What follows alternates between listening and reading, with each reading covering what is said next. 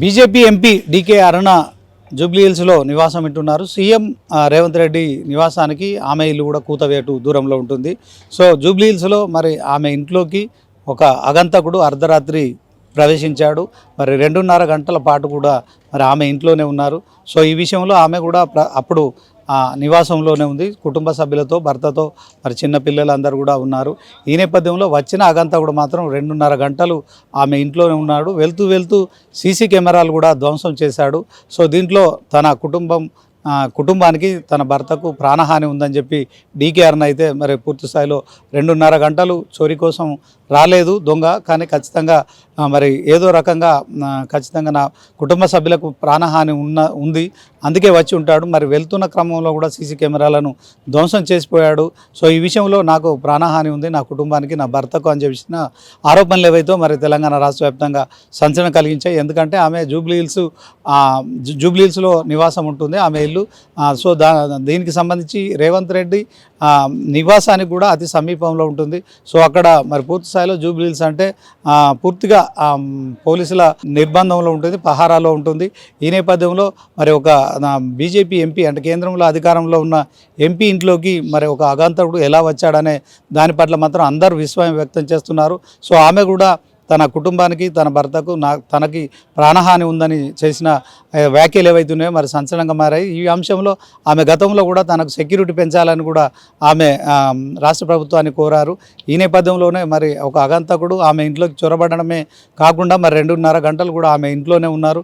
So చోరీ కోసము అతను రాలేదని డీకే అరుణ కుటుంబ సభ్యులు చెప్తున్నారు. ఎందుకంటే ఇంట్లో నుంచి ఒక వస్తువు కూడా అతను బయటికి తీసుకెళ్ళలేదు, కానీ వెళ్తూ ఆ సీసీ కెమెరాలను ధ్వంసం చేసి వెళ్ళిపోయాడు. సో ఈ నేపథ్యంలోనే మరి తనకు ప్రాణహాని ఉంది తన కుటుంబ సభ్యులకు. సో తనకు అదనంగా కూడా సెక్యూరిటీ కల్పించాలని కోరిన నేపథ్యంలో దీంట్లో మరి కేంద్ర హోంశాఖ సహాయ మంత్రి బండి సంజయ్ కూడా మరి డీకే అరుణకు సంబంధించి రాష్ట్ర ప్రభుత్వం అదనపు సెక్యూరిటీ కల్పించాలని కూడా డిమాండ్ చేశారు. ఇక దీంతో తెలంగాణ ముఖ్యమంత్రి దృష్టికి కూడా, రేవంత్ రెడ్డి దృష్టికి కూడా ఈ అంశం చేరుకుంది. ఆయన వెంటనే డీకే అరుణకు ఫోన్ చేసి మరి ఇక సంఘటన పట్ల ఆరా తీశారు. సో ప్రస్తుత పరిస్థితుల్లో మరి ఈ యొక్క అంశంపై పూర్తిగా దర్యాప్తు చేయాలని కూడా ఆదేశించారు. సో ఆమెకు అదనపు సెక్యూరిటీ కూడా కల్పిస్తున్నట్టు కూడా చెప్పడం జరిగింది. మొత్తానికి డీకే అరుణ గతం నుంచి అడుగుతున్నారు, తన కుటుంబానికి ప్రాణహాని ఉందని చెప్తున్నారు, తనకు ఆ సెక్యూరిటీ కూడా కావాలని కోరుతున్న నేపథ్యంలో తాజాగా జరిగిన ఘటన అయితే మరి ఒక బీజేపీ ఎంపీ ఇంట్లోకి మరి దుండగులు రావడం కావచ్చు, ఆ వచ్చిన దుండగుడు మరి కేవలం దొంగతనం కోసం కాకుండా మరి 2.5 గంటలు కూడా అక్కడ ఉండడం అయితే మరి 2.5 గంటలు ఉండి ఆ ఇంట్లో ఏం చేశాడన్న దాని పట్ల కొంత ఆసక్తికరంగా మారిందని చెప్పుకోవచ్చు. ఏది ఏమైనప్పటికీ కూడా ఈ ఘటన సంచలనంగా మారింది. ఇదే నేపథ్యంలో ఇటు కేంద్ర హోంశాఖ సహాయ మంత్రి కూడా ఈ ఘటనపై కూడా మరి డీకే అరుణకు అదనపు సెక్యూరిటీ ఇవ్వాలని రాష్ట్ర ప్రభుత్వాన్ని కూడా సూచించిన నేపథ్యంలో రేవంత్ రెడ్డి కూడా స్పందించారు. తెలంగాణ ముఖ్యమంత్రి ఫోన్ చేసి ఆమెతో స్వయంగా మాట్లాడమే కాకుండా ఆమె యోగక్షేమాలు తెలుసుకున్నారు. ఘటన పట్ల కూడా మరి పూర్తి వివరాలు తీసుకున్న తర్వాత అధికారులను ఆదేశించారు. ఈ ఘటన పట్ల దర్యాప్తు చేయాలని ఆదేశించారు. సో మొత్తానికి ఆమెకు అదనపు సెక్యూరిటీ కూడా నియమిస్తూ మరి తెలంగాణ ముఖ్యమంత్రి ఈ అంశంలో మరి ఆదేశాలు ఇవ్వడం కూడా మనం చూస్తున్నాం. సో జూబ్లీహిల్స్ సీఎం రేవంత్ రెడ్డి నివాసానికి అతి సమీపంలో ఉండే మరి బీజేపీ ఎంపీ ఇంట్లోకి అగంతకుడు ఎందుకు వచ్చాడు, సో దాంట్లో మరి రీజన్ ఏంటి అనేది మాత్రం పోలీసు దర్యాప్తు తర్వాత తెలిసే అవకాశం ఉంటుంది.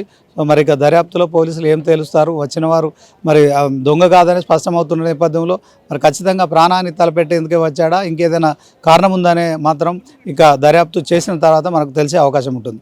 ఇది డీకే అరుణకు సంబంధించిన నివాసంలోకి దుండగుడు ప్రవేశించిన నేపథ్యంలో రాష్ట్ర వ్యాప్తంగా సంచలనం కలుగుతున్న అంశంపై మెగా9 టీవీ అందిస్తున్న మరి సమాచారం. కెమెరా పర్సన్ నీరజ్తో శ్రీనివాస్, మెగా9 టీవీ, హైదరాబాద్.